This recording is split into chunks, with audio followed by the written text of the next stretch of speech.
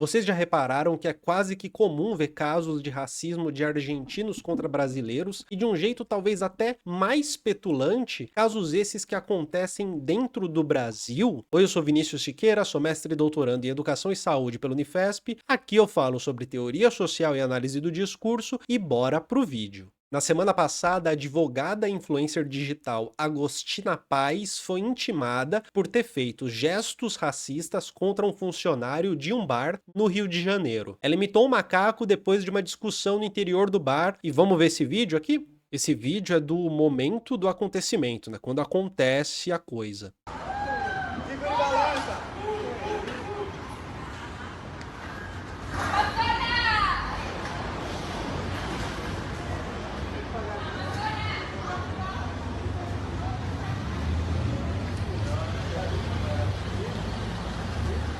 Depois do acontecimento, ela disse que ficou surpresa por ser indiciada por conta disso e que foi somente uma brincadeira destinada à sua amiga, não aos funcionários do bar, com muitas aspas aqui, foi só uma brincadeirinha. Mas esse não é o único caso. Em março de 2025, um argentino foi preso após chamar uma mulher de macaca num ônibus na região dos Lagos do Rio de Janeiro. Ainda em março do ano passado, um torcedor argentino imitou um macaco contra a torcida brasileira após a derrota do Brasil num jogo contra a Argentina.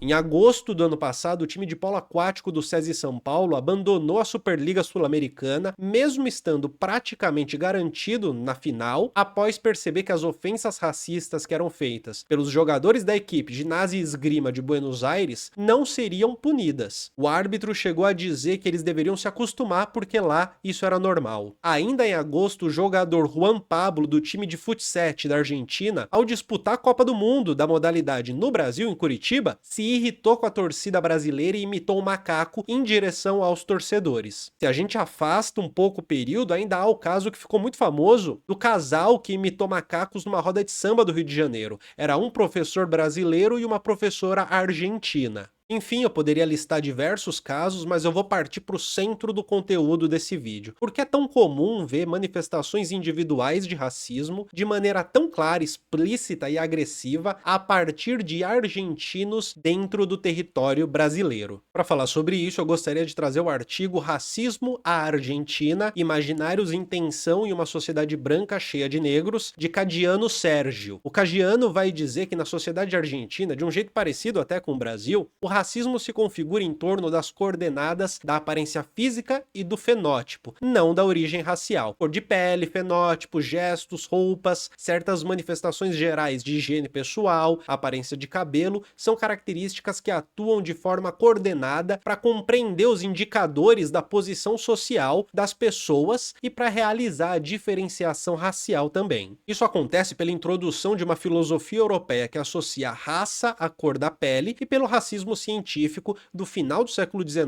e início do século XX, além da permanência de certos hábitos culturais derivados do passado colonial, em que a qualidade da pessoa definia seu status. E aqui, qualidade, né, eu tô falando de um conjunto de elementos que abrangem o fenótipo, a origem, a vestimenta, a educação, religião, a condição econômica, o status legal, etc, etc. Na Argentina, vai dizer o autor, o racismo opera sob a superfície da linguagem institucionalizada. Caggiano explica que após a abolição da escravatura e da servidão, o projeto de homogeneização cultural empreendido no país diminuiu a força da dimensão racial como critério explícito de classificação social, embora ela ainda tenha persistido de maneira informal na vida cotidiana. Dessa forma, a racialização e a prática do racismo se manteve abaixo da esfera da normatividade, se mantendo assim na cultura popular, na prática da língua, nas produções culturais, muito mais do que na linguagem escrita ou na normatividade escrita. Aqui aparece algo que é sorrateiro. A eliminação da dimensão racial a retirou da esfera daquilo que poderia ser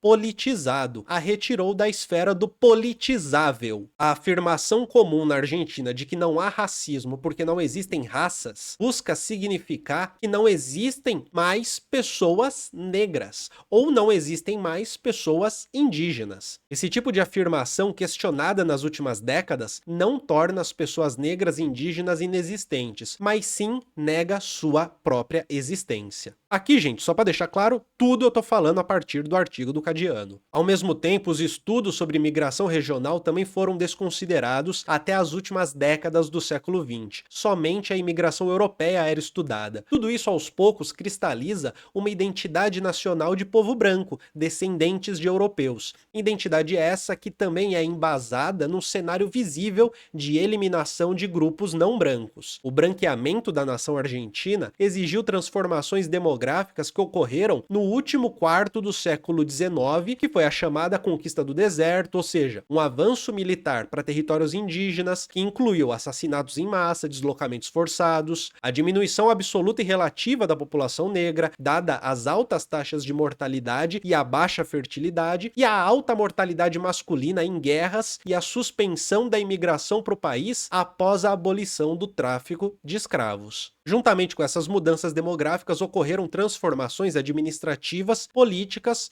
e culturais. E eu coloco aqui como palavra minha, mudanças discursivas de como se compreende o que é a nação. O quadro censitário definido pelo sistema estatístico no final do século XIX desempenhou um papel fundamental no desaparecimento estatístico dos povos indígenas e negros. A eliminação de perguntas sobre a raça e cor levou à erosão de sua presença. O imaginário de uma nação branca que se materializou durante esses anos sustentou essas transformações e foi consolidado por elas. Uma perspectiva filtrada pela negação sustentou fenômenos demográficos e políticos em um nível simbólico. O mito de um caldeirão cultural se tornou popular no início do século XX na Argentina. A nova raça argentina, resultado dessa fusão desse caldeirão cultural, seria branca e europeia. A miscigenação que na Argentina, assim como no restante da América Latina, teve suas raízes no período colonial, tornou-se um processo de embranquecimento como teleologia nacional. As elites argentinas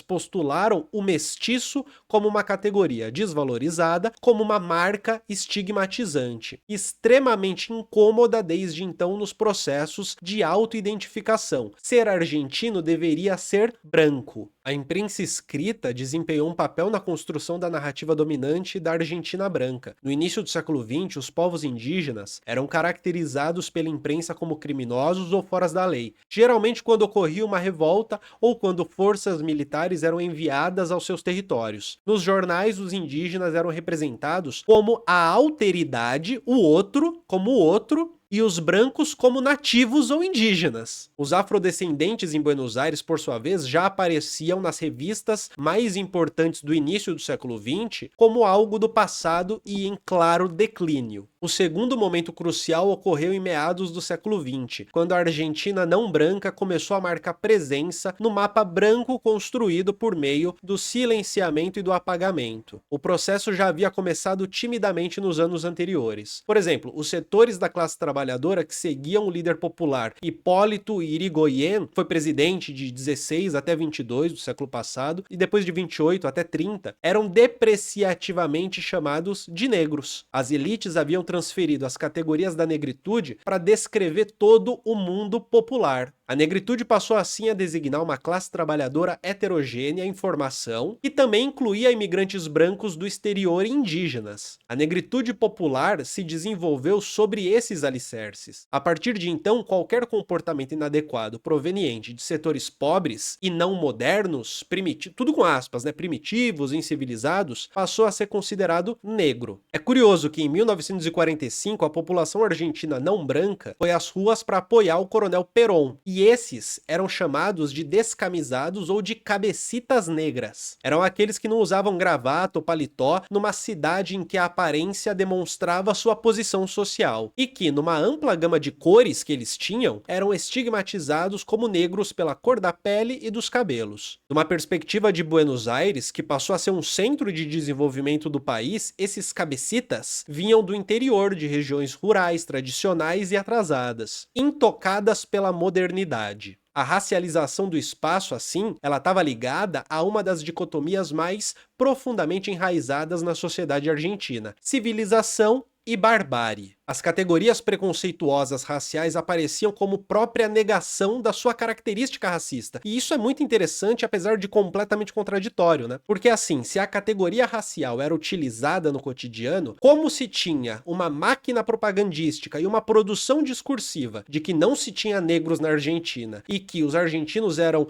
brancos em sua maioria, mas assim, hegemonicamente era um país branco, então chamar pejorativamente de negro não era racismo, ou seja, não era um apelo racial, mas era uma referência a caráter, ao espírito, à personalidade, etc. Na medida em que você não tem negros no país, tipo isso, entende? Há um efeito ideológico que tá no nível político, moral, psicológico, mas que faz parecer que não está no nível propriamente racial. Quase que vira, de repente, uma crítica meio que pessoal, algo sem valor racial prático e óbvio. E aí o sujeito argentino vem pro Brasil e nem mesmo se toca que aqui as coisas funcionam de uma maneira diferente e que a naturalidade do racismo explícito na oralidade do cotidiano aqui é crime. Mas aí eu gostaria de trazer um segundo ponto, uma segunda questão que eu acho interessante, né? Por que os casos de racismo no Brasil, quando vindo de argentinos, eles são tão mais facilmente vistos e tão facilmente odiados e tratados pela justiça e tão facilmente recebem uma reprovação pública de um jeito que eu diria que talvez os casos de racismo relativos a esses que são feitos por argentinos, quando feitos por brasileiros, não recebem esse tratamento tão forte? Por que fica mais forte quando é do argentino? E na minha opinião, o primeiro ponto é a maneira como o racismo é expresso no Brasil. Porque no Brasil, injúria racial é equiparada ao racismo e é tratada como crime. Isso não significa que o nosso país não é racista, não seja racista, mas que o exercício do racismo no cotidiano acontece majoritariamente de maneira velada, cifrada e envergonhada. Por um lado, o racismo se demonstra na própria organização da sociedade e nos trajetos, nas trajetórias sociais previsíveis para brancos e não brancos. Cargos de alta especialização, altos salários, geralmente são destinados a pessoas brancas, na medida em que geralmente são pessoas brancas que conseguem viver em cidades e bairros com boa infraestrutura urbana e social, estudar em colégios que são um pouco melhores, aproveitar a infância de maneira saudável,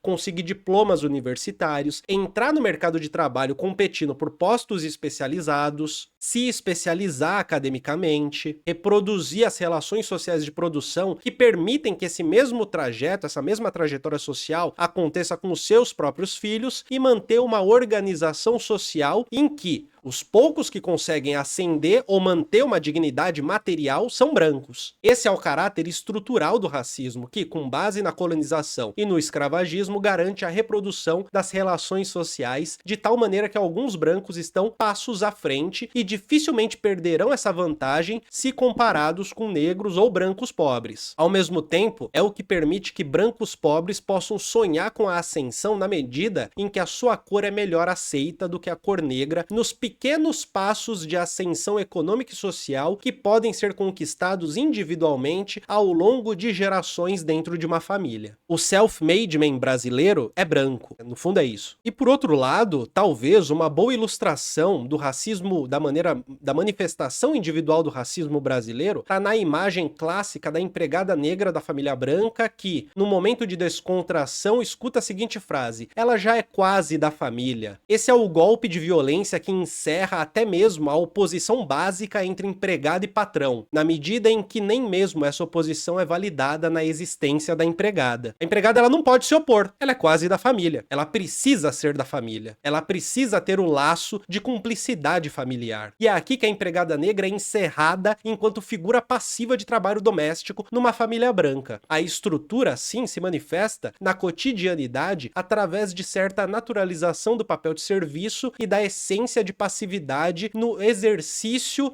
que esse papel de serviço exige para a mulher negra que está ali sendo empregada doméstica. Entendeu o que eu quero dizer trazendo esse exemplo concreto aqui? Esse exemplo ilustrativo, aliás? Na Argentina, não necessariamente a injúria racial é tão facilmente enquadrada como crime de racismo e não é tão facilmente identificada como prática de racismo, como crime, como tabu. A Cida Bento, no Pacto da Branquitude, expõe a existência de uma cumplicidade estrutural branca no Brasil que fornece fornece melhores condições de vida e uma trajetória social favorável para brancos, reserva melhores cargos no mercado de trabalho e um julgamento menos duro ao comparado aos crimes cometidos por negros. Enquanto brancos são aqueles em que o delito precisa ser encontrado, negros são aqueles que precisam fugir do delito. Grosso modo, brancos são a priori inocentes, até que se prove que são criminosos. Negros a priori são culpados, até que se prove sua inocência. No entanto, argentinos brancos que cometem o crime no Brasil, mesmo assim, são facilmente enquadrados e reprovados. É possível dizer que isso se dá pelo tabu social no presente brasileiro, de cometer o racismo de uma maneira que é completamente anti-brasileira, né? De uma maneira direta, impositiva, na reprovação social, talvez, da reafirmação da hierarquia social através da injúria racial, que seria uma forma muito racista de se dizer quem você pensa que é. Você sabe com quem tá falando. Será que tem a ver com isso? Mas eu acho que é possível ver a ausência de um pacto da branquitude atuando quando se trata de argentinos, pelo menos da maneira forte como atua quando se trata de brasileiros. Aqui talvez seja necessário dizer que os limites do pacto da branquitude no Brasil talvez possam ser os limites da identificação étnico-nacional da branquitude brasileira em relação aos brancos de outros países da América Latina. Para isso, eu acredito ser necessário falar justamente sobre esse termo que eu acabei de citar, esse termo América Latina. Para falar sobre isso, eu vou usar como base o artigo O Brasil e a Ideia de América Latina em Perspectiva Histórica, do Leslie Bethel. Segundo o autor, a América Latina é uma maneira de se referir, era uma maneira de se referir à América Hispânica em todo o século XIX. Inicialmente, o termo América Latina funcionava como uma justificativa para o colonialismo francês no México, na medida em que haveria, segundo os franceses, uma certa afinidade cultural e linguística, o que geraria uma unidade entre os povos latinos, cuja posição da França seria de liderança natural e de inspiração. Por isso, políticos e pensadores das Américas Hispânicas preferiam, inclusive, se chamar desse jeito, né, como parte da América do Sul, da América Espanhola ou da Hispanoamérica, na medida em que o termo América Latina ou latinidade, por exemplo, denotavam uma visão conservadora, antiliberal, antirrepublicana, católica e com certa ligação com a Europa Latina. Aqui eu tô seguindo com o autor até o fim, tá? O importante é que nenhum dos políticos, intelectuais e escritores hispano-americanos que primeiro utilizavam a expressão América Latina e nem seus equivalentes franceses e espanhóis incluíam nela o Brasil. A América Latina era simplesmente outro nome para América Espanhola. Por sua vez, pensadores brasileiros, mesmo reconhecendo as características em comum entre os diferentes países da América do Sul, também reconheciam as diferenças que separavam o Brasil e o restante. A história, por exemplo, a luta de Portugal para se manter independente da Espanha e as formas distintas de colonização da América Portuguesa e América Espanhola. A economia também é um exemplo. A economia e sociedade brasileiras baseadas na agricultura e escravatura e, acima de tudo, a língua, a cultura e as instituições políticas. Diferentemente da América Espanhola, a independência do Brasil ocorreu de forma pacífica e o país se manteve unido sob a coroa. Após a instabilidade dos anos 30, 1830, o Brasil se encontrava politicamente estável e, com muitas aspas, civilizado, ao contrário das repúblicas hispano-americanas que os brasileiros consideravam violentas, extremamente instáveis e bárbaras. É interessante citar que no momento das independências dos países ex-colônias espanholas, os políticos e generais, até notadamente Simón Bolívar, idealizavam uma grande confederação de repúblicas hispano-americanas, com o objetivo de formar uma única nação que se oporia aos objetivos europeus em terras americanas, e que de certa forma funcionava como uma oposição aos Estados Unidos da América, que também tinham, interesses imperialistas em cima dos países da América do Sul. Em dezembro de 1824, Bolívar convidou representantes de todos os povos e governos da América, com exceção dos Estados Unidos, Brasil e Haiti, ao Congresso do Panamá, com a presença da Grã-Bretanha como observadora. Nota-se que o Brasil inicialmente não foi convidado até o Panamá, e Bolívar acreditava que não era apenas a sua língua, história e cultura que eram completamente diferentes, mas também a sua economia e sociedade, que tinham como base o tráfico negreiro e o escravismo, que eram repudiados ou abolidos na maioria das repúblicas hispano-americanas. Sobretudo, o Brasil permanecia parte do sistema europeu que ele detestava e temia,